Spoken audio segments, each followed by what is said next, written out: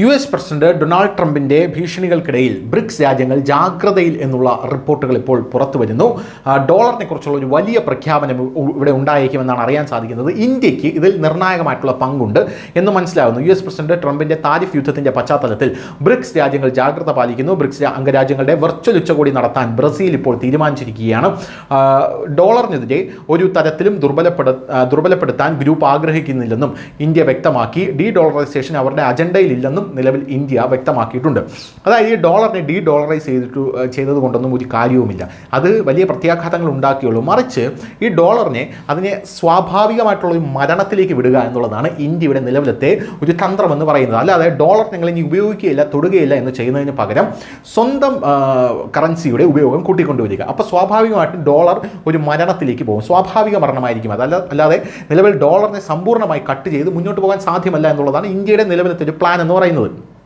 ഇപ്പോൾ ട്രംപിന്റെ താരിഫ് യുദ്ധം ചർച്ച ചെയ്യാൻ ഒരു വെർച്വൽ ഉച്ചകോടി നടത്തുമെന്ന് Brazil president Luiz Inacio Lula da Silva പറഞ്ഞു.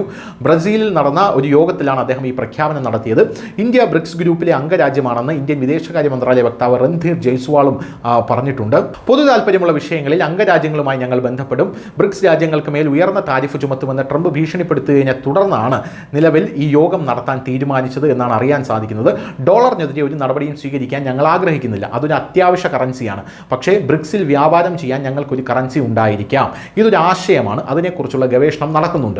ഡോളറിനെ ദുർബലപ്പെടുത്താൻ ഞങ്ങൾ ആഗ്രഹിക്കുന്നില്ല. ഞങ്ങൾ അതിനെ ഒരു ആവശ്യമായ കറൻസിയായി കണക്കാക്കുന്നു. ബ്രിക്സ് രാജ്യങ്ങൾക്കിടയിലെ പങ്കാളി കറൻസികളുടെ വിഷയത്തിൽ മാത്രമാണ് ഞങ്ങൾ ഊന്നൽ നൽകുന്നത് എന്നാണ് ഇപ്പോൾ ബ്രസീലിൻ്റെ ഭരണാധികാരിയായിട്ടുള്ള ലുല ഡാ സിൽവ പറഞ്ഞിരിക്കുന്നത്. പോരാത്തതിന് കറൻസി വിഷയത്തിൽ ബ്രിക്സ് രാജ്യങ്ങൾക്കിടയിൽ നടക്കുന്ന ചർച്ചകളെക്കുറിച്ച് പരാമർശിക്കുമ്പോൾ ഡോളറിനെതിരെ യാതൊരു അജണ്ടയും ഇല്ലെന്ന വ്യക്തമായ നിലപാടാണ് ന്യൂഡൽഹിക്കുള്ളതെന്ന് ജയ്സ്വാളും പറഞ്ഞിട്ടുണ്ട്. ബ്രിക്സ് രാജ്യങ്ങൾ ഒരു പൊതു കറൻസിയെക്കുറിച്ച് സംസാരിച്ചാൽ അതിന്മേൽ 100% താരിഫ് ചുമത്തുമെന്ന് ട്രംപ് ജനുവരിയിൽ ഭീഷണിപ്പെടുത്തിയിരുന്നു. ഡോളറിനെ മറികടന്ന് ബ്രിക്സ് ഏതെങ്കിലും കറൻസി തയ്യാറാക്കിയാൽ അതിന്മേൽ 100% താരിഫ് ചുമത്തും. ഇതിൽ ഒരു ഇളവും ഉണ്ടാകില്ല എന്നാണ് ട്രംപ് പറഞ്ഞിട്ടുള്ളത്. News desk news India Malayalam.